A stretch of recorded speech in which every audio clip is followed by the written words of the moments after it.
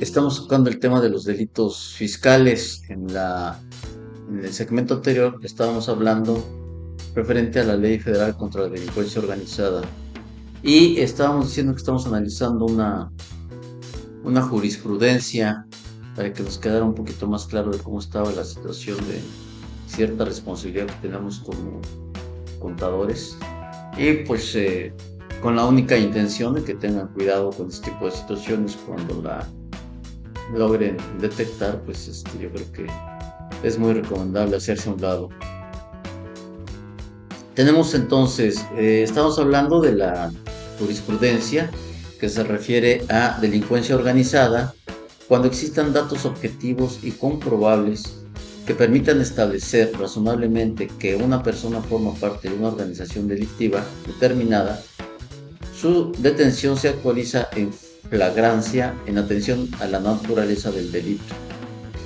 El criterio jurídico nos establece que cuando existan datos objetivos y comprobables que permitan a la autoridad investigadora establecer razonablemente que una persona forma parte de una organización delictiva determinada, su detención se actualiza en flagrancia, cuya legalidad será valorada posteriormente por el juzgador. Aquí tenemos algunas situaciones medios débiles, dice, cuando existan datos objetivos y comprobables que permitan a la autoridad investigadora establecer razonablemente bien. Pues, ¿qué es razonablemente?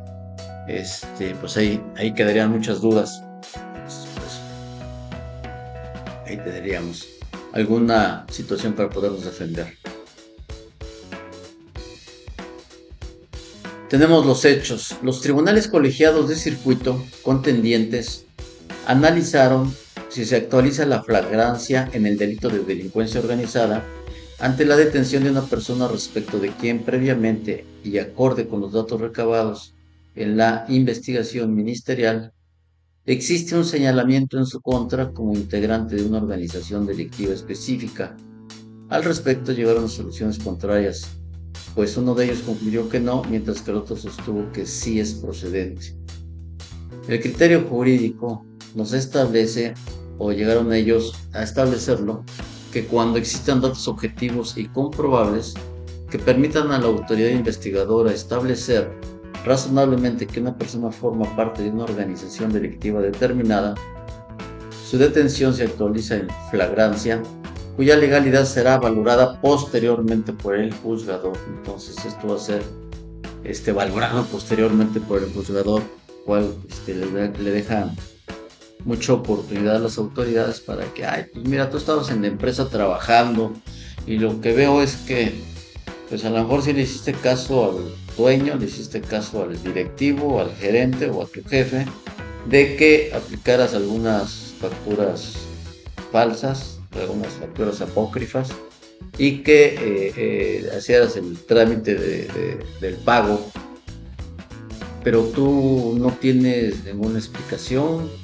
Digo, sabemos que este tipo de facturas deben de llevar algún concepto, tú las ves medio raras y no te dan cuál es el concepto, que quede claro y que quede sobre todo apegado a lo que regularmente vienes manejando dentro de tu empresa. Pues bueno, ahí es cuando deben de prender las alertas. Entonces, pues solamente para que verifiquen esto. Y tenemos que la justificación nos hablan de que el delito de delincuencia organizada es de carácter permanente o continuo, ya que se actualiza a partir del momento en el que 3 o más personas se organizan de hecho para cometer en forma permanente o reiterada alguno o algunos de los delitos previstos en el artículo 2 de la Ley Federal contra la Delincuencia Organizada, por lo que el actual reprochable del sujeto activo se da como un acto instantáneo de formar parte de una organización delincuencial y la consumación de la acción delictiva se prolonga en el tiempo, dado que continúa perpetrándose de modo ininterrumpido mientras el activo persista en la conducta permanente de pertenencia a dicha organización. Esto es, mientras se mantenga por la voluntad delictiva del autor el estado antijurídico creado por él. O sea, mientras sigan haciendo o sigan cometiendo esos delitos, sigan aplicando facturas o sigas aplicando alguna planeación en la cual nos hemos encontrado con algunos casos que hay un negocio que reparte sus ingresos entre 4 diferentes empresas sin razón de ser.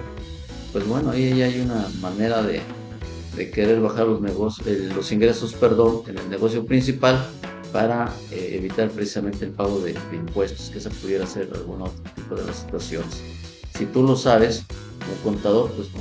¿Por qué la razón de que no se apliquen o se facturen todos los ingresos dentro de la misma empresa, la empresa principal, que es la que está generando el ingreso y es la que está administrando el negocio?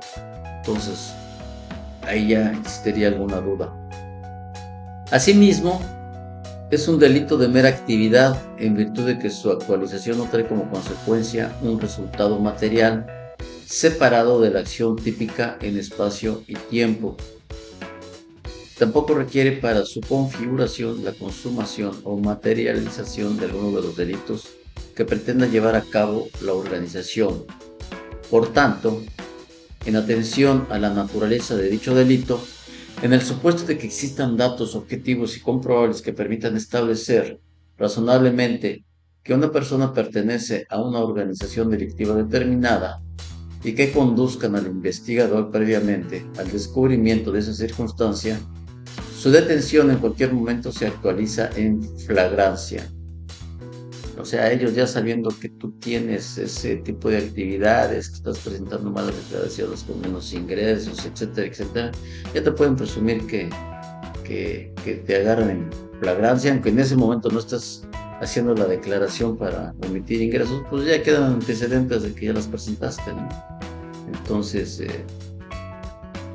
pues para que sepan los alcances que tienen estos criterios y las leyes para el SAT.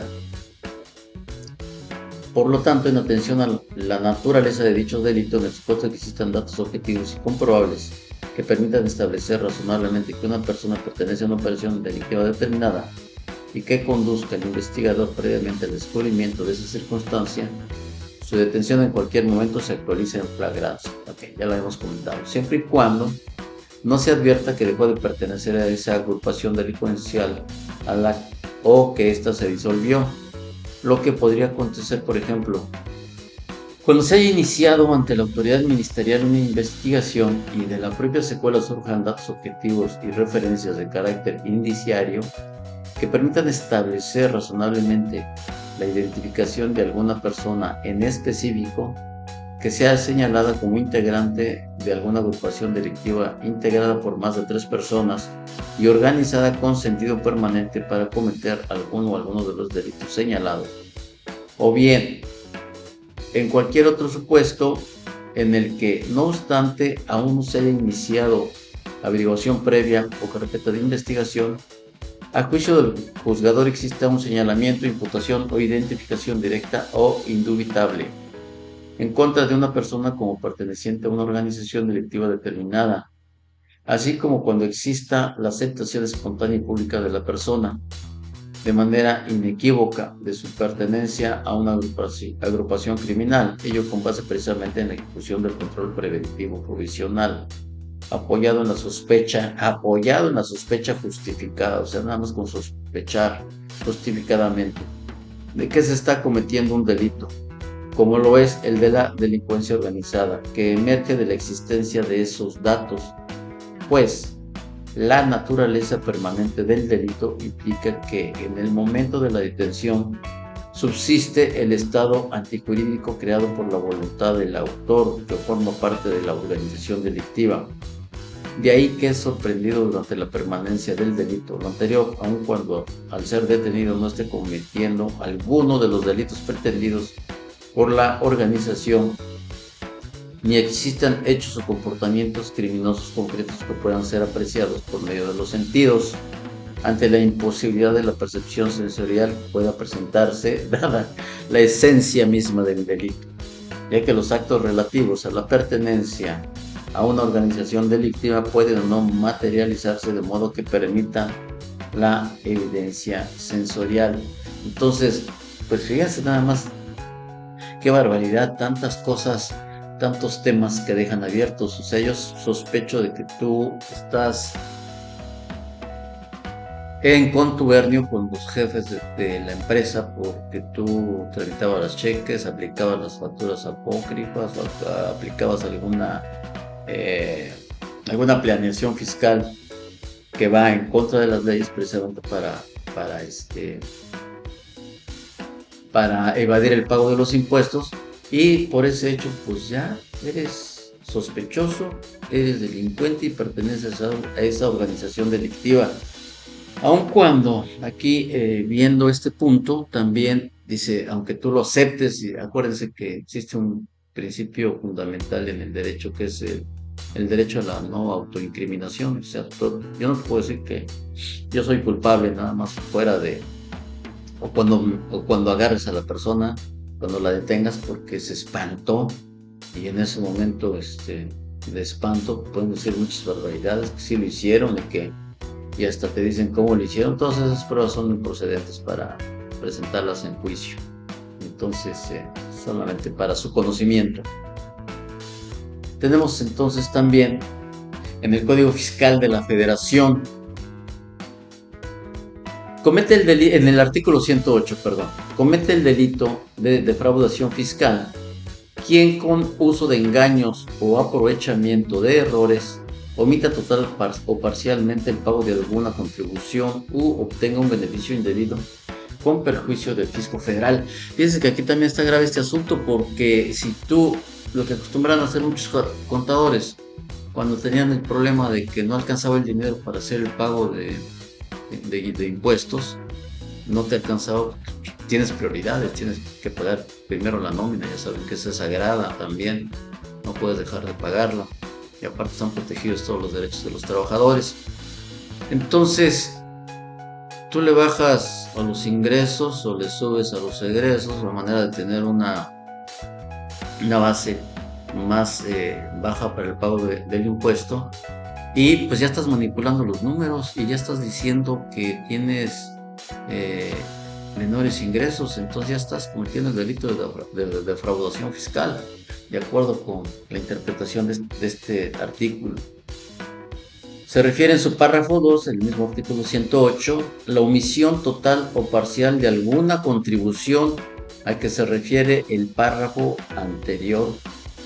Entonces, esta omisión total o parcial comprende indistintamente los pagos provisionales o definitivos o el impuesto del ejercicio en los términos de las disposiciones fiscales. Aquí queda en ley ya fundamentado que se refiere a la omisión total o parcial de alguna contribución.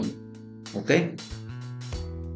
En su párrafo 3 de este mismo artículo 108 nos establece que el delito de defraudación fiscal y el delito previsto en el artículo 400 bis del Código Penal Federal se podrán perseguir simultáneamente. Se presume cometido el delito de defraudación fiscal cuando existan ingresos o recursos que provengan de operaciones con recursos de procedencia ilícita. Entonces, pues así las cosas, estimados colegas y amigos. Este artículo 108 también está muy comprometedor para la manera en que se estaba manejando anteriormente el pago de impuestos, y esto nos obliga pues a nosotros como contadores ser más puntuales en llevar un control de un flujo de efectivo, para saber si el flujo de efectivo que vamos a obtener este mes me va a ser suficiente para enfrentar, primero pues yo creo que son las nóminas, después el pago de impuestos y a lo mejor posteriormente el pago de pasivos de proveedores, que también pues no puedes dejar de omitirlo porque te dejan de surtir mercancía y cómo vas a trabajar dentro de tu empresa. Tenemos que hacer un trabajo más disciplinado respecto a determinar los flujos de efectivo dentro de la empresa y que no nos vaya a fallar. Y pues ya viendo este artículo 108, pues recuerden que la autoridad en ocasiones, el SAT, se da el lujo de informarte cuando te mandan una atenta invitación para el pago de impuestos, en donde te dice, tú tuviste tantas operaciones con fulano de tal, te da el nombre del proveedor y en ocasiones te da hasta el importe. Entonces, pues volvemos a comentar, toda esta información ya la contiene el SAT, entonces, pues en este aspecto ya es muy difícil que se le quiera engañar. Y tenemos también que el delito de defraudación fiscal y los previstos en el artículo 109 de este código serán calificados cuando se originen por, ahí tenemos todas las presunciones que establece el Código Fiscal de la Federación en el artículo 108 y nos establece en la fracción A, usar documentos falsos. ¿Ok? Ahí está. Inciso B, omitir reiteradamente la expedición de comprobantes por las actividades que se realicen, siempre que las disposiciones fiscales establezcan la obligación de expedirlos. Se entiende que existe una conducta reiterada cuando durante un periodo de 5 años el contribuyente haya sido sancionado por esa conducta, la segunda o posteriores veces. Aquí ya no me explico entonces cómo le van a hacer las gasolinerías, porque luego vas por carretera y te metes a cargar en alguna gasolinería y de plano algunas te dicen, oiga, ¿cómo va a pagar? Voy a comprar con tarjeta, nada más que tenemos un problema ahorita.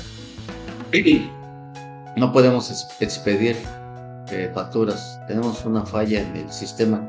Caray, pues ¿cómo tienes una falla en el sistema para expedir facturas, pero sí puedes recibir el pago vía en forma digital? Entonces está medio inexplicable porque este tipo de comportamiento ya nos hemos encontrado en varias gasolinerías. Lo mismo te dicen, no tenemos sistema en este momento, no podemos recibir el pago, tarjeta de crédito, tiene que ser en efectivo. Ah, caray. Y fíjense que en algunos lugares por los que pasas, no solo es una gasolinería, son 2 o 3 que dices, ay caray, ya de plano, ¿qué está pasando? Ya se ponen de acuerdo.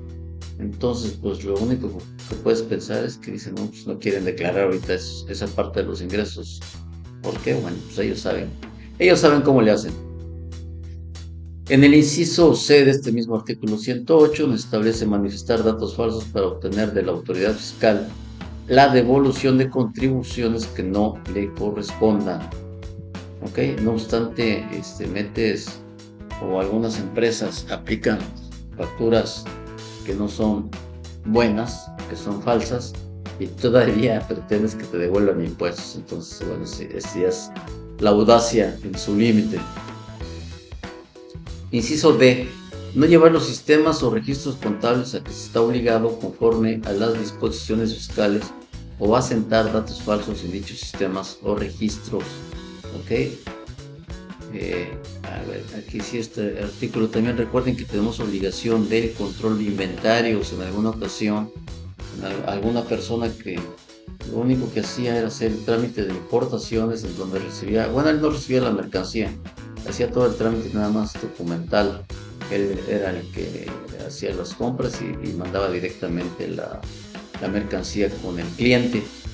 Entonces lo revisó el SAT y dice, bueno, pues no tienes capacidad como para, porque el clásico no tienes las instalaciones para resguardar este material que estás recibiendo. Y la otra es que no estás llevando el control de tus inventarios. Y por esto, caray, le cobraron un dineral a esta persona. Entonces, cuidado con la omisión de alguna de estas obligaciones. Y recuerden también, pues el hecho de que digas es que se me olvidó, pues eso no te omite de la aplicación de las leyes para penalizar tu comportamiento. ¿Ok? Omitir contribuciones retenidas, recaudadas o trasladadas. Entonces, estos ya son calificados, defraudación fiscal calificada. Manifestar datos falsos para realizar la compensación de contribuciones que no le correspondan. Utilizar datos falsos para acreditar o disminuir contribuciones. Declarar pérdidas fiscales inexistentes. Si ya por el hecho de que tú hagas la aplicación de una pérdida fiscal, ya tienes al SAT ahí encima y ahora en las declaraciones anuales ya está controlando más esto de las pérdidas fiscales y se dieron cuenta en estas últimas declaraciones, entonces ya llevan un control estricto de la aplicación de las pérdidas fiscales. Empezando por el principio de que lo que piensa el SAT es que las empresas no se establecen para perder y hay muchos que todavía están acostumbrados a que siempre pierden en sus empresas.